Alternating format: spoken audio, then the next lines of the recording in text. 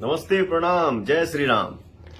मैं पवन सिंह आ रहा हूं 23 दिसंबर 2021 को बस्ती उत्तर प्रदेश के मखधाम मखौड़ा मनवर महोत्सव में। तो इस महोत्सव में मुझे आमंत्रित करने के लिए हरैया बस्ती के माननीय विधायक बड़े भैया श्री अजय सिंह जी, वहां के समस्त जनता जनार्दन और डॉक्टर श्रेया मैडम को मैं दिल से धन्यवाद करता हूं। तो मिलते हैं 23 दिसंबर को। जय श्री राम।